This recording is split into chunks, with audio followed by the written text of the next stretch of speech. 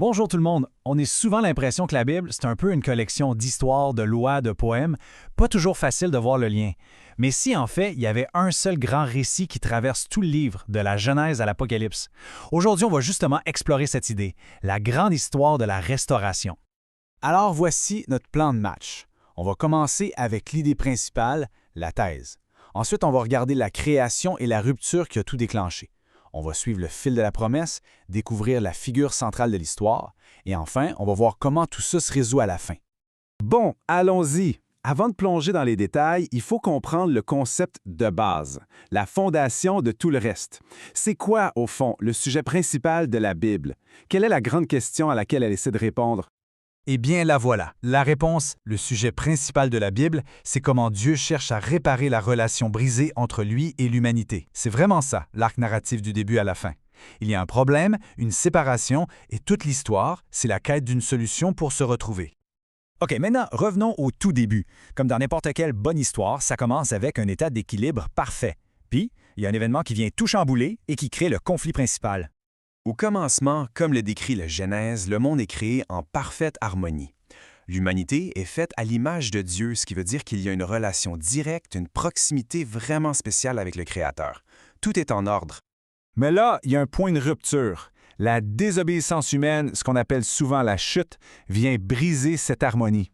C'est l'événement qui introduit la séparation, le péché et qui casse la relation initiale. C'est le problème qui va motiver tout le reste du récit. Ce qui est vraiment bien avec cette image, c'est que ça résume tout le conflit en un clin d'œil. D'un côté, la création, une relation directe. De l'autre, la chute, la désobéissance qui mène à la séparation. On pourrait dire que toute l'histoire biblique, c'est l'histoire de la construction d'un pont entre ces deux réalités. Alors, justement, ce pont, comment se construit-il? C'est là qu'on entre dans la phase où Dieu met en place son plan pour régler le problème. Et l'outil principal de ce plan, c'est une idée centrale, le concept de l'alliance. Une alliance, qu'est-ce que c'est dans ce contexte? C'est une promesse solennelle, un genre de pacte entre Dieu et l'humanité. C'est ce concept-là qui sert de fil conducteur, un fil rouge de rédemption qui se tisse tout au long de l'histoire. Et on peut voir ce fil se dérouler à travers une série d'alliances super importantes. Ça commence avec Noé, une promesse qui s'adresse à toute l'humanité. Ensuite, avec Abraham, la promesse devient plus spécifique, un peuple et une terre. Après ça, Moïse reçoit la loi pour former cette nation. Plus tard, avec le roi David, la promesse grandit encore pour devenir celle d'un royaume éternel. Chacune de ces étapes prépare le terrain pour la résolution finale, la nouvelle alliance. Toute cette longue histoire, toutes ces alliances et ces promesses, tout ça converge vers un seul point culminant, un moment décisif incarné par une seule et même personne. Si on pense à l'Ancien Testament dans cette grande histoire, son rôle, c'est vraiment la préparation. Il établit le contexte, l'histoire, les lois, les prophéties. En gros, il met la table et crée une attente pour la venue du Messie. Et tout de suite après, le Nouveau Testament arrive et se présente comme l'accomplissement. Il dit, en quelque sorte, la personne que vous attendiez, la voici. C'est le moment où la préparation rencontre enfin sa réalisation. Alors, quel est le rôle précis de Jésus dans tout ça? Premièrement, il accomplit les anciennes promesses. Ensuite, et c'est crucial, il offre la solution au problème de la séparation, le salut, à travers sa mort et sa résurrection.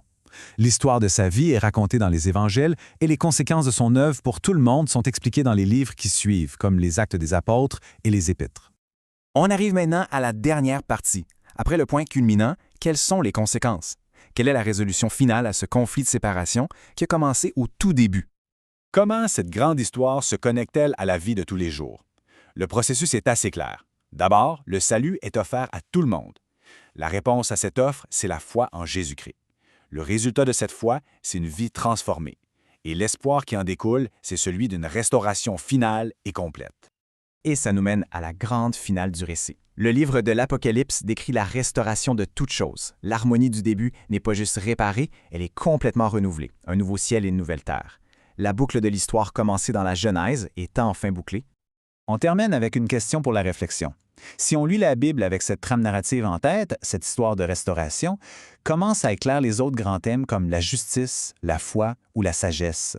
Ça change pas mal la perspective, n'est-ce pas? Merci beaucoup d'avoir suivi cette analyse.